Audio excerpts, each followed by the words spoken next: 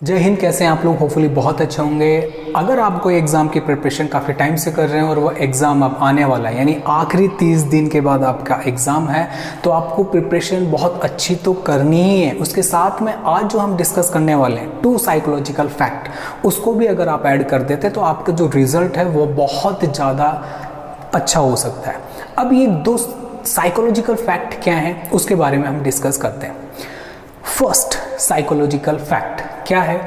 सबसे पहले तो हमें ये समझना पड़ेगा कि हम जो एग्ज़ाम दे रहे हैं वो किस पैटर्न का है। फॉर एग्जांपल आप कोई भी एग्ज़ाम दे रहे हैं, यूपीएससी का हो सकता है, नेट का एग्ज़ाम हो सकता है, नेट का एग्ज़ाम हो सकता है, तो उसकी साइकोलॉजी क्या है? आप जब क्वेश्चन करते हैं तो हर क्वेश्चन के बाद में क्या होता है? टॉपिक चेंज हो जाता है, यही होता है, या चैप्टर ही चेंज हो जाता है, यही बात है। यानी हर सेकंड के बाद में आपको कुछ डिफरेंट, यानी इस चैप्टर से उस चैप्टर में कूदा दिया, इस चैप्टर से उस चैप्टर में चले गए। और हम प्रिपरेशन कैसे कर रहे हैं? अब हमारी साइकोलॉजी समझते हैं कि हम 30 मिनट्स तक एक ही टॉपिक के अंदर उलझे रहते हैं या उसको सॉल्व करते रहते हैं। तो हमने हमारा माइंड ट्रेंड किया है इस तरह से कि काफ़ी टाइम तक हम एक ही टॉपिक पर रहते हैं। हमने अपने माइंड को ऐसे ट्रेंड किया।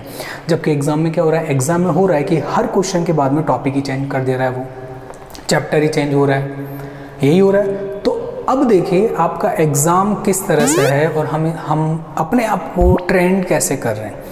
तो इसमें थोड़ा सा वेरिएशन है। इसी कारण कई बार हमें प्रॉब्लम होती है एग्ज़ाम के अंदर। प्रॉब्लम समझ में आ गई कि एग्जामिनर चाह रहा है कि हर क्वेश्चन के बाद में आपका टॉपिक चेंज हो, यानी आपका माइंड एक चैप्टर से दूसरे चैप्टर में जाना चाहिए। हम अपने आप को कैसे ट्रेंड कर रहे हैं कि 1 घंटा या आधा घंटा में एक ही टॉपिक को लेके प्रिपेयर कर रहे हैं। हम अपने माइंड को ऐसे प्रिपेयर कर रहे हैं। तो अब हमें क्या करना पड़ेगा? अब लास्ट के जो 30 दिन है हमें ऐसा करना होगा जैसा एग्जामिनर चाह रहा है। एग्जामिनर क्या चाह रहा है कि हर क्वेश्चन के बाद में आपका माइंड स्विच होना चाहिए, इधर से उधर जाना चाहिए, आपके अंदर ये एबिलिटी होनी चाहिए।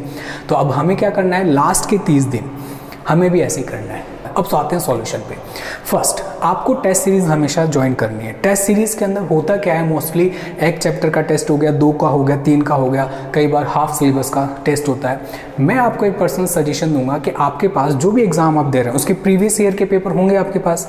तो आप क्या कीजिए, जब भी आपको लगता है कि अब मैं रेस्ट मोड के अंदर या मुझे अब पढ़ाई नहीं हो रही है, तो आप क्या कीजिए, जो आपके पास प्रीवियस ईयर के पेपर है उसके हार्ड कॉपी निकालिए और आप टाइम फिक्स कर लीजिए 30 मिनट मेरे को ये सब्जेक्ट के 30 मिनट के अंदर मेरे को पेपर सॉल्व करना ही है। कितना भी होता है डजंट मैटर। उससे तो क्या होगा, एक आपको ये पता चलेगा कि आप 30 मिनट में कितने क्वेश्चन अटैम्प्ट कर पा रहे हैं, फर्स्ट।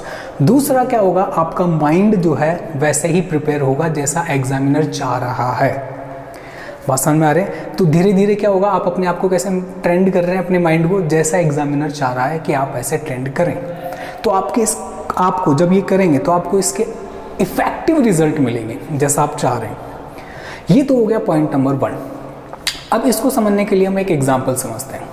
आपने सोल्जर की ट्रेनिंग देखी है, आर्मी मैन की, कैसी होती है? बहुत टफ होती है। एक ही टाइम में उसको गन भी चलानी पड़ती है, उसको अपने साथी की सेफ्टी का भी ध्यान रखना पड़ता है, आगे भी बंदूक चला रहा है, साइड में भी उसे देखना पड़ता है कि कोई आ नहीं रहा, पीछे भी देखना पड़ता है। अब ऐसे थोड़ी कि एक टाइम में वो एक ही काम कर रहा है, बंदूक ही चलाऊंगा अभी तो मैं पीछे नहीं देखूंगा, तो उसे सब काम करने पड़ते हैं। तो आप भी एक वॉरियर हैं, ध्यान रखिएगा, आप भी एक वॉरियर हैं अपने एग्जाम के। तो आपको एक ही टाइम में कई सारी चीज़, अपने माइंड को ऐसे ही ट्रेंड करना है कि आप एग्जाम में जाके चौके छक्के मारें। कहने का मतलब है कि जो भी क्वेश्चन आपसे वो कर रहा है उसका आप बहुत ईजिली आंसर कर दें।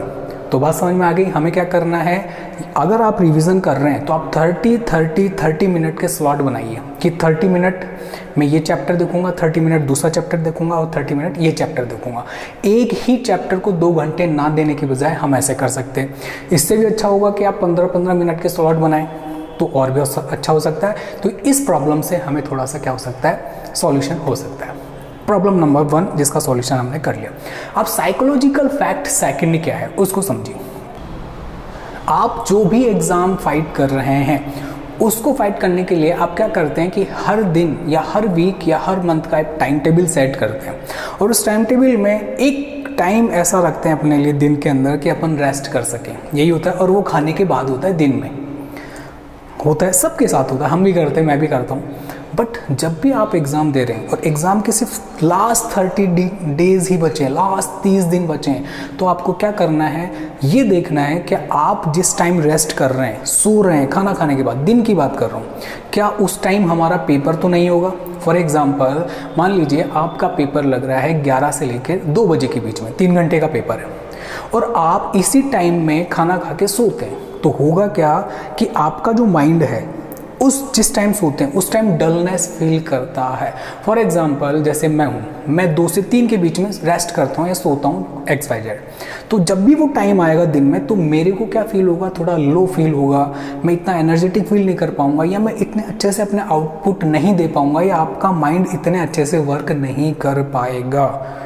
यानी कहने का मतलब ये है कि लास्ट 30 डेज़ के अंदर या तो आप वो टाइम स्किप ही कर दें सोने का, अब नाइट में सोइए, एक लंबी नींद लीजिए। फिर भी अगर आपको लगता है कि हमें रेस्ट लेना है, तो ध्यान रखिए कि वो टाइम नहीं होना चाहिए जो एग्ज़ाम के अंदर होगा। मैं आपको सही बता रहा हूँ कि ये 2 फैक्ट जो मैंने आपको बताया मुश्किल से ही कोई बताएगा। बहुत नई चीज़ है, आप अप्लाई करके देखिए। 30 डेज़ अगर आपने किए तो इसके बहुत डायनेमिक रिजल्ट होते हैं। ठीक है, होपफुली आपको ये बहुत अच्छा लगा होगा। अपने सजेशन भी इसके अंदर आप ड्रॉप कर सकते हैं। ठीक है, हंसते रहिए, मुस्कुराते रहिए। जय हिंद।